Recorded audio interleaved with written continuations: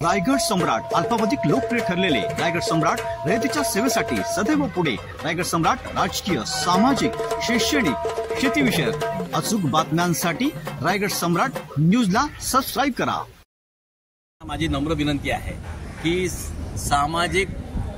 समाज कल्याण खात्यातून जो फंड आहे तो अत्यंत अल्प दरात आहे असं जाहीर केलं जातं।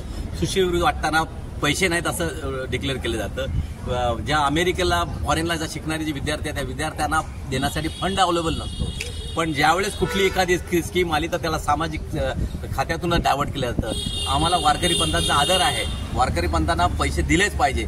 ज्याप्रमाणे अण्णाभाऊ साठे महामंडळ आहे, ज्याप्रमाणे माथाडी महामंडळ आहे, ज्याप्रमाणे बरेचसे मंडळ ह्यावेळेस काढलेले आहेत त्याप्रमाणे एक वारकरी मंडळ काढून त्यांना स्वतः एक स्वतंत्र मंत्री देऊन त्यांच्या न्याय हक्कासाठी ते मंडळ काम करील अशा प्रकारचे कार्य केलं पाहिजे। पण आज जो उठतोय तो आमच्या खात्यातून पैसे डायव्हर्ट करतात आणि जी गोरगरिबांचा पैसा आहे तो गोरगरिबांना पोहोचत नसेल, हे असं प्रत्येक मंत्री आजपर्यंत 2 मंत्री सोडले, त्यानंतर सामाजिक कल्याण मंत्रीच इतर समाजाचा घेतला जातो। तुम्हाला माहिती आहे साधा सचिव सुद्धा मागासवर्गीय नसतो, कारण त्याला मागासवर्गीचा प्रश्न माहीत नसतो आणि हा फंड गोरगरिबाच्या जनतेसाठी असतो। समाज कल्याण खातं हे गोरगरिबांच्या कल्याणासाठी असतं आणि त्यातलाच पैसा डायव्हर्ट केला जातो। मुख्यमंत्र्यांना माझी नम्र विनंती आहे की आपण जे काही लोकांना देत आहात, जे काही सहायता करणार आहात, जे काही वारकरी यांना आमच्या बंधूंना काही देणार आहात, तर त्यांच्यासाठी स्वतंत्र मंडळ स्थापन करावं आणि त्याच मंडळाच्या माध्यमातून त्यांना द्यावं। कारण समाज कल्याण 2 खातं असतं, एक स्वयंता संस्था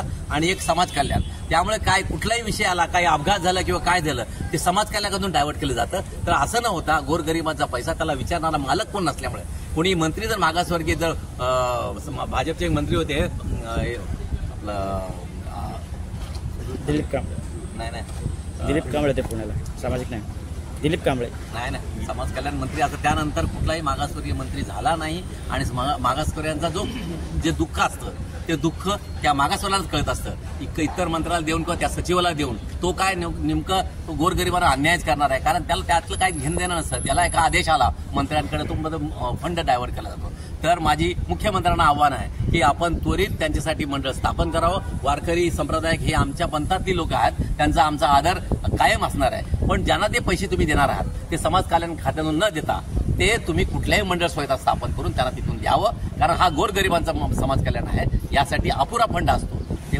पूर्णत्वाला नेण्यासाठी आपण त्यांना न्याय द्यावा ही आमची अपेक्षा आहे।